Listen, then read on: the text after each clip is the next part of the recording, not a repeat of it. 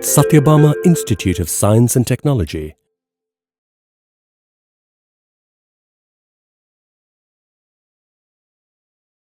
Hello, I'm Dr. Joshila Grace, Professor, Department of Computer Science and Engineering, Sathyabama Institute of Science and Technology. Today we are going to see about creating threads implementing Runnable interface. So in this PPT, we will be seeing how to create a thread by using a predefined interface called Runnable. There are two ways we can create threads in case of Java. One by using extends thread class. There is a predefined class called thread. We can use that and create our thread. One more way is by using Runnable interface. We have a predefined interface called Runnable. Using that inside our class, we will be able to create threads. So this is a syntax how to implement thread using Runnable interface. So here if you see, we have a class which is going to have a class name, class keyword, class name.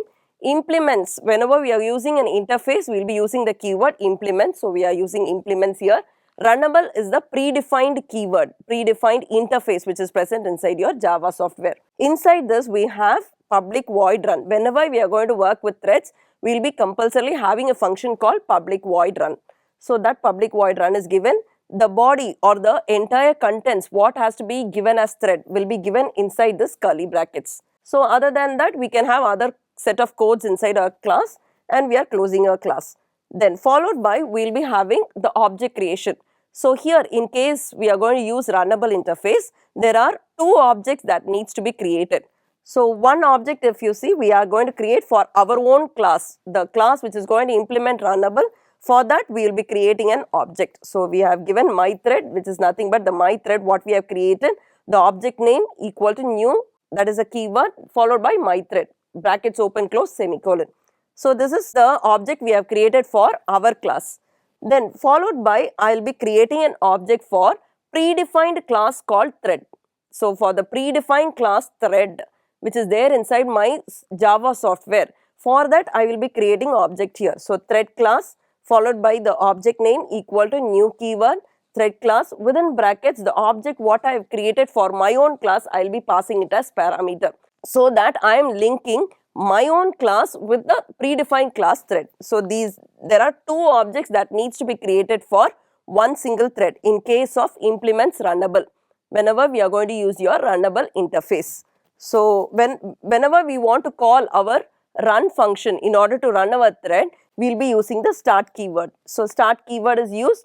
This start keyword can be invoked by using the object what I have created for thread class. So we should not be confused because we have two object creation here. We will be using only the thread class object for calling the start function, which will indirectly call your run function here. So this is a very simple program how to create your threads by using Runnable interface. So here if you see, we have started with a class keyword, a class name implements Runnable. Runnable is an interface, so you will be using the keyword implements. Whenever we work with threads, we should compulsorily have public void run. So we are having public void run. Inside I have given a very simple statement, a system.out.println statement where it is going to print thread is running. It is going to just see whether the thread is running or not.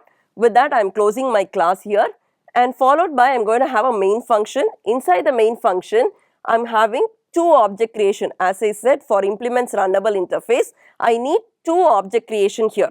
So this two object creation, I will be using one for my own class what I have created.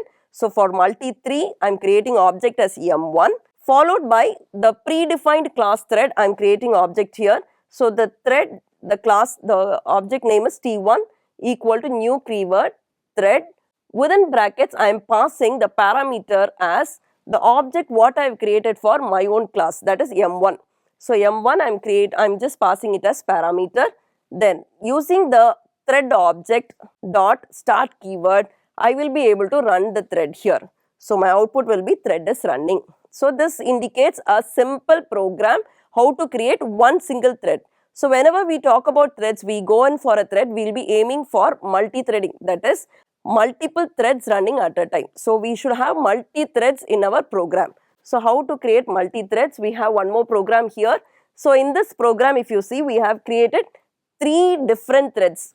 So how do I say three different threads? I have multi1 which is going to implement Runnable, again multi2 which implements Runnable, multi-3 which implements runnable. So we have 3 different threads here. So inside each and every thread I will be having public void run. Inside each and every thread I have public void run as usual. And inside this run function I will have for statement. So for statement I am having for running starting from I is equal to 0 to 9. 0 to 9 it is going to print as th1 0 to 9, similarly th2 0 to 9, th3 0 to 9. So this is made very simple for you so that you will understand that multiple threads or the multiple functions keep on running simultaneously and the order in which it is going to execute and print the statement will be different each and every time you execute the program. Then starting with I have a class which is going to contain my main function. Inside this for single thread using implements runnable I need 2 objects. So here I have 3 threads. For 3 threads I will be using 6 objects. 3 for my own class, 3 for the thread class. So my own class I have multi1, multi2, multi3.